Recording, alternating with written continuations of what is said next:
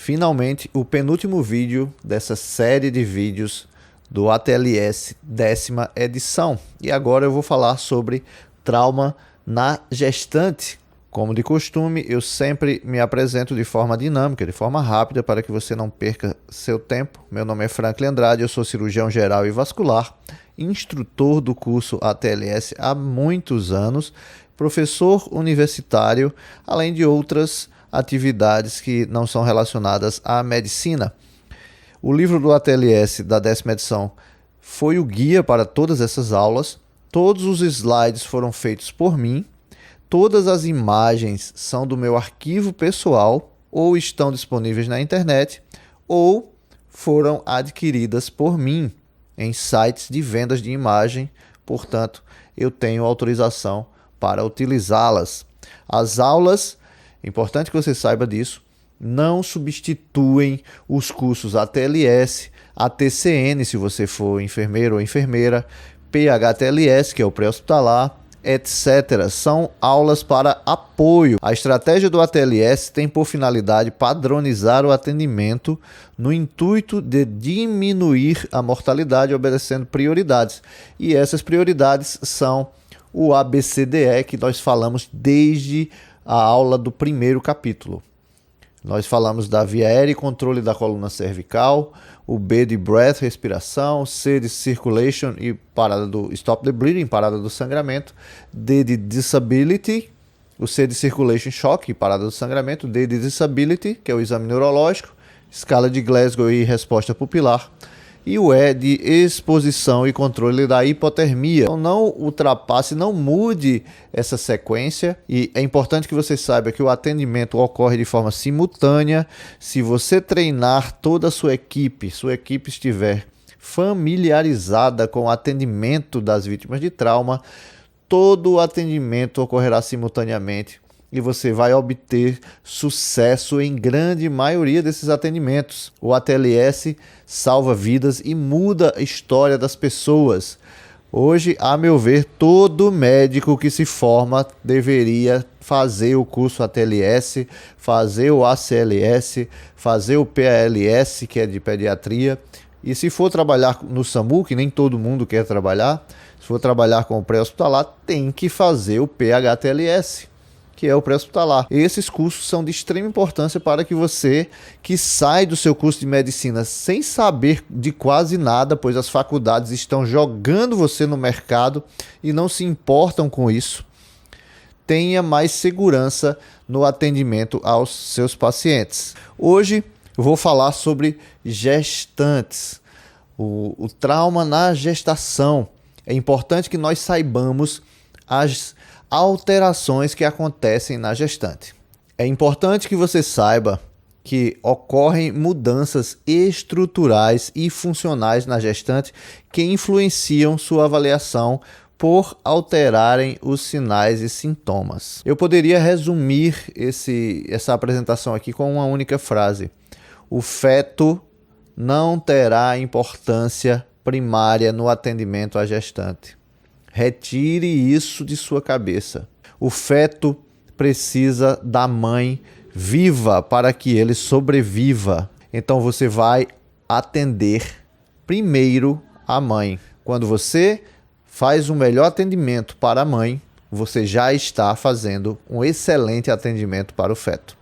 Ocorrem mudanças estruturais e funcionais na gestante que influenciam sua avaliação por alterarem os sinais e sintomas. Franklin, então, já que existem essas alterações, as prioridades na gestante são outras? A resposta é não. As prioridades na gestante são as mesmas, ABCDE. As prioridades no idoso são as mesmas, ABCDE. As prioridades na criança são as mesmas, ABCDE, com algumas nuances. Então você precisa se lembrar disso, você não deve sair dessa sequência e lembrar que se você preparou sua equipe, a sequência vai ocorrer de forma simultânea. Então esse slide aqui retrata muito bem o que eu quero falar. As prioridades na gestante são as mesmas e o feto precisa da vida da mãe para viver. Não se esqueça desse detalhe. Existem alterações que aumentam na gestação, existem alterações que diminuem na gestação. O que é que aumenta na gestação? Você vai ter um aumento da ventilação por minuto. A gestante tende a ter uma taquipneia.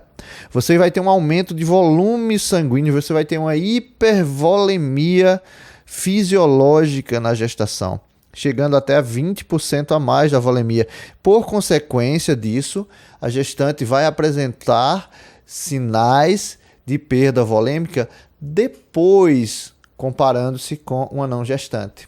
Você vai ter um aumento na frequência, um aumento fisiológico e um aumento no débito cardíaco. Também terá um aumento no ritmo de filtração glomerular e também, olha só que interessante aqui, você terá um aumento no tempo de esvaziamento gástrico. Portanto, se você vai entubar uma gestante, você vai precisar entubá-la, você precisa compreender isso. Todo paciente vítima de trauma é considerado de estômago cheio e também você tem que tomar o cuidado necessário para que essa gestante não aspire, o que diminui com a gestação. Você tem uma diminuição fisiológica do hematócrito, a gestante vai ter uma anemia fisiológica. Você vai ter, consequentemente, já que o hematócrito cai, uma diminuição da hemoglobina e também uma diminuição da PCO2. Quais são as mudanças na abordagem que eu devo pensar na gestante? No exame primário da gestante, você vai fazer o ABCDE, conforme já foi falado.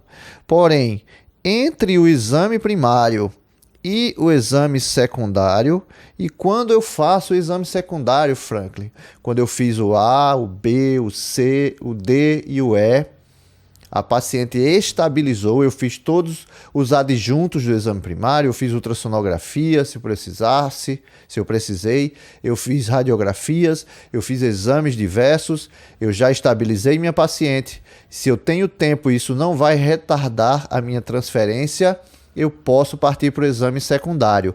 Na gestante, este é o momento em que você vai examinar o feto.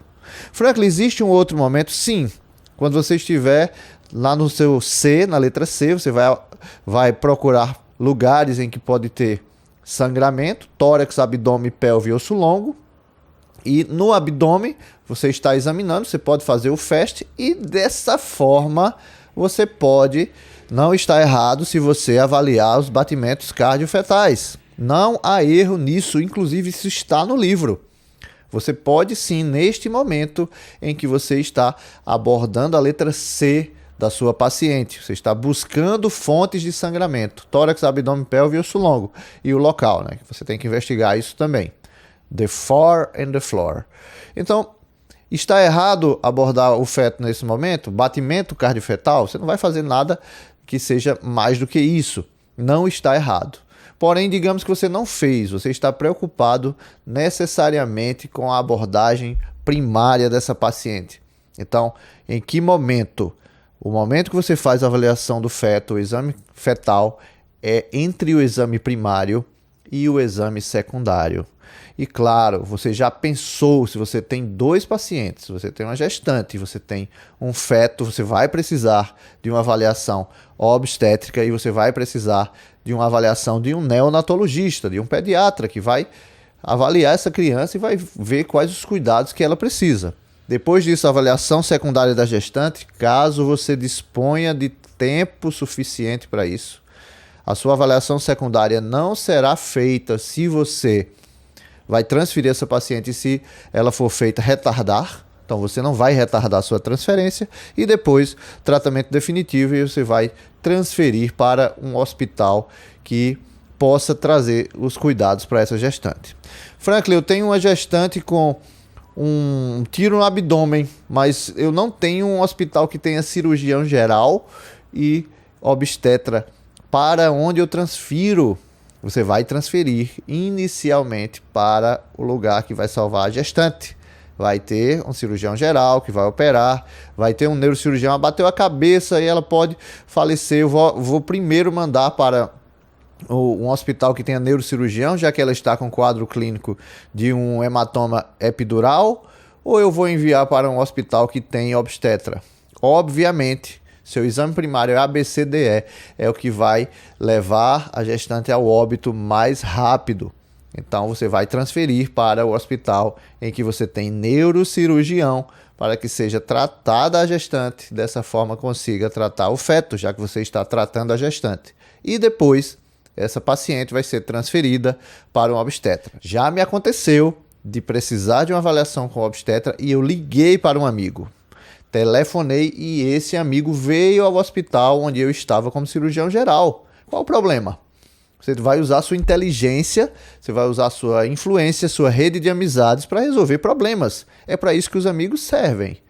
Então, liguei, o obstetra veio, avaliou a gestante, que não era coincidência, o que eu falei aqui era um tiro no abdômen. E estava sendo operada e o feto acabou falecendo durante a cirurgia.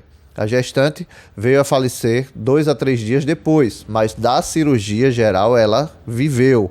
Fonte de dúvida frequente. Como saber se há gravidez? Você tem uma paciente em idade fértil. Paciente que está ali entre os 14 anos até os 45, 47 anos, que você pode ter gestação.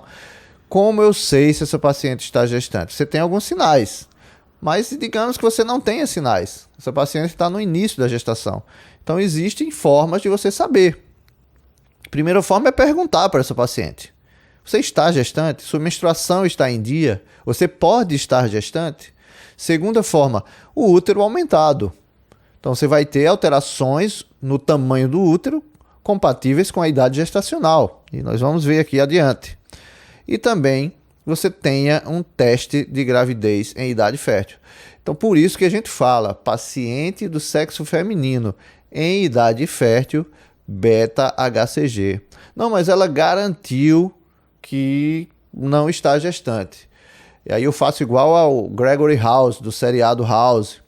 Os pacientes mentem, as pessoas mentem, todo mundo mente, que é o que House falava, né? Everybody lies. Portanto, não acredite nisso, faz parte do seu exame, faz parte de um adjunto do exame primário, você solicitar o exame de beta-HCG para mulheres em idade fértil. Simples assim, e você vai solicitar esse exame, você não precisa de autorização para solicitar isso. Então, na 12ª semana, o útero vai estar intrapélvico. Você não vai conseguir palpar esse útero. E aí a idade gestacional vai progredindo. Na 20ª semana, o útero estará no nível da cicatriz umbilical. Lá pela 34ª, 36ª semana, você já tem um útero imenso, que é o desse desenho aqui. O útero vai se encontrar no rebordo costal. O fundo uterino vai estar no rebordo costal. Depois, a cabeça fetal vai se encaixar na pelve e você vai ter uma queda desse útero. Ele vai descer um pouco lá pela 38ª até a 40ª semana de gestação. Então, a cabeça vai se encaixar na bacia. Aqui mais um exemplo da alteração anatômica que nós vemos, que é visual, com o aumento uterino e de como isso pode alterar a anatomia, o que a gente consegue perceber na ectoscopia. Nesse caso aqui, nitidamente, a paciente está gestante. Então, você pode confirmar isso de forma visual, você pode confirmar isso perguntando à paciente, você pode confirmar isso com o exame de beta-HCG. Franklin, e se essa gestante tem um útero já crescido e ela foi RH negativa e teve um trauma abdominal? A recomendação é que essas pacientes RH negativas façam o uso de imunoglobulina. Você não tem como ter certeza se o feto vai ser RH positivo, se houve troca de sangue nesse traumatismo e se ocorrerá algum problema de eritroblastose fetal após esse trauma. Portanto, a recomendação é traumatismos próximos do útero, exceto um trauma de antebraço, bem distante, mas traumatismos próximos do útero devem ser seguidos nas mães RH negativas de uso de imunoglobulina. Então, quais riscos eu tenho de acordo com os trimestres, Franklin? Eu vou ter 3 trimestres de gestação. Nesses 3 trimestres, eu terei algumas coisas que podem acontecer, uma vez que a paciente foi vítima de trauma. No primeiro trimestre, você vai ter o útero intrapélvico. Então, decora isso. Em todos os trimestres você vai ter risco de isoimunização, que foi o que eu acabei de falar. A isoimunização pode acontecer em todos os trimestres. Dependendo do trimestre, você vai ter outras complicações, mas a isoimunização estará em todas. Lá pelo primeiro trimestre, você vai ter um útero intrapélvico e o feto protegido, você pode ter um risco de abortamento, além da isoimunização. Franklin, no segundo trimestre, eu tenho o útero que já sai da pelve no segundo trimestre. Ele vai começando a chegar ali na cicatriz umbilical, eu tenho um maior volume de líquido amniótico. Além da isoimunização, eu terei um risco de descolamento prematuro de placenta e embolia por líquido amniótico. Quando isso acontece? No segundo trimestre. E o útero continua a crescer. É óbvio você imaginar que além da isoimunização, no terceiro trimestre você pode ter uma ruptura uterina. É óbvio você pensar nisso.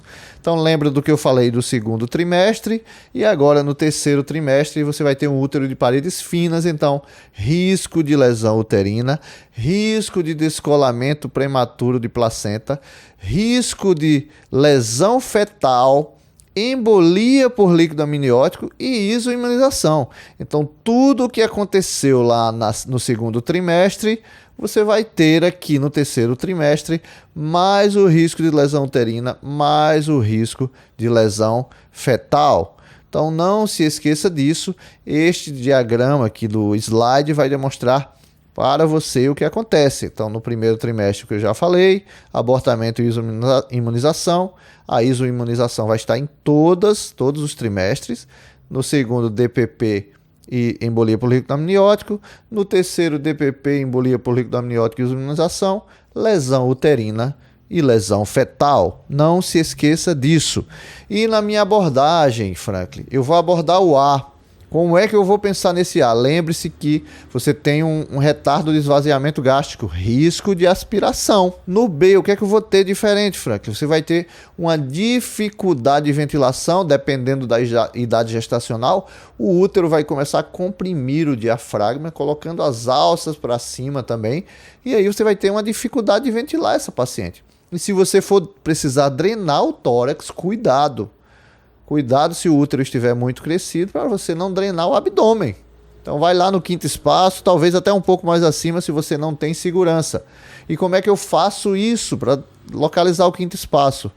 Você vai chegar no nível do mamilo no homem, mas na mulher você vai ter dificuldade, principalmente se ela for gestante, já está preparada para amamentar.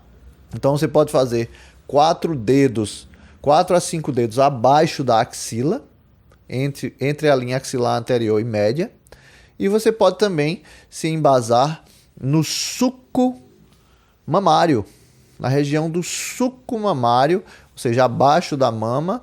Você vai fazer uma linha imaginária que vai seguir esse suco mamário até o espaço que fica entre a linha axilar anterior e a linha axilar média. No C, qual nuance que eu devo me preocupar?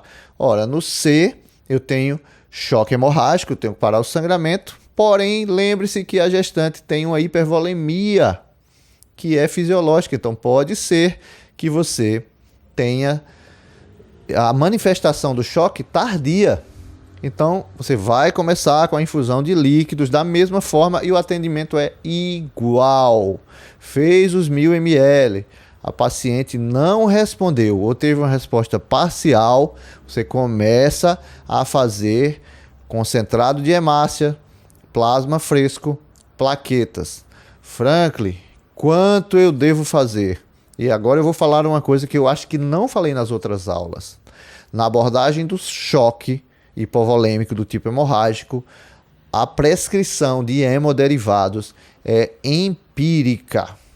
Você vai administrar o que você julgar que será necessário. Claro que você está embasado por variações do exame físico, variações dos sinais e sintomas de perda volêmica. Você não vai fazer isso de forma arbitrária, mas você precisa entender que não haverá algo tão fidedigno que você diga, vou fazer um pouco mais, ou vou fazer um pouco menos? Você vai fazer isso de forma empírica e, obviamente, você vai usar o bom senso, salientando para essas nuances da gestante. E na letra D, você pode confundir eclâmpsia com crise convulsiva pós-trauma craniano. Uma paciente que bateu a cabeça, está gestante, curiosamente, primeiro filho, que é mais frequente, a eclâmpsia, e aí ela tem uma crise convulsiva e de repente essa crise convulsiva não é pela eclâmpsia, e sim pelo trauma craniano. Você tem uma HSA traumática, você tem um hematoma extradural, você tem um hematoma subdural, etc. Você tem alguma alteração que leve a uma crise convulsiva e você pode atrapalhar aí ter a sua interpretação atrapalhada por essa confusão aí entre eclâmpsia e uma crise convulsiva pós-traumatismo craniano. Essas nuances não devem ser esquecidas. Veja essa apresentação, veja essa aula quantas vezes forem necessárias. Franklin, tem mais alguma coisa no C que eu preciso saber? Tem sim. Dependendo da idade gestacional, você vai ter um aumento do útero aí por volta da 32ª, até a 36ª, 40ª semana, e este útero aumentado vai comprimir as veias pélvicas e a veia cava inferior, diminuindo dessa forma o retorno venoso que vai chegar ao coração. Existe alguma manobra que eu possa fazer para melhorar esse retorno venoso pela veia cava inferior? Existe. Você vai desviar o útero para a esquerda da paciente. Você vai colocar a mão e desviar o útero. Franklin, eu acho que ela tem um trauma vértebro-medular. Então você vai colocar um suporte abaixo da prancha. Ela vai estar pranchada. Ela não pode movimentar de forma que movimente a coluna. Então você vai colocar um suporte embaixo da prancha ou 2 soros fisiológicos ali. Como você vai fazer? As gambiarras que nós fazemos no plantão. Não vamos aqui ficar com hipocrisia. Os cuidados na abordagem. Esse slide agora para resumir. No A, é igual a paciente não grávida. No B, é igual a não grávida, porém cuidado na drenagem, conforme eu já falei, na drenagem pleural. No C, desloca-se o útero para a esquerda e você tem que repor o volume precocemente. E não se esqueça disso, a reposição de hemoderivados é empírica. No D, o exame neurológico é igual a não grávida. Você vai fazer escala de Glasgow e resposta pupilar. Quando eu devo considerar sofrimento fetal? Quando eu tenho alteração nos batimentos cardiofetais, quando eu tenho sangramento vaginal, quando eu tenho descolamento de placenta, quando eu tiver perda de líquido amniótico, quando eu tiver certeza da ruptura uterina e quando eu tiver trabalho de parto. Então considere que o feto está em sofrimento e você tem que agir mais rápido ainda. Lembrando mais uma vez, a prioridade é a mãe e não o feto. Quando a mãe vem sofrer, o feto já está sofrendo há muito mais tempo. É muito provável que o feto não seja viável quando a mãe já estiver em óbito. Ah, mas e a cesariana pós-mortem? Isso acontece, pode ser feita? Sem dúvida, você vê relatos disso aí sempre, mas esse não é o padrão. O padrão é isso que eu estou falando aqui para você. E repetindo, esse slide está pela segunda vez e não é por acaso. As prioridades na gestante são as mesmas. O feto precisa da vida da mãe para viver. Este é o meu Instagram. Esta é a minha página na internet. Eu espero que você tenha se beneficiado com essa apresentação. Divulgue para mais pessoas. O objetivo é auxiliar, levar conhecimento, levar informação selecionada para as pessoas que vão atender pacientes vítimas de trauma. Até a próxima aula.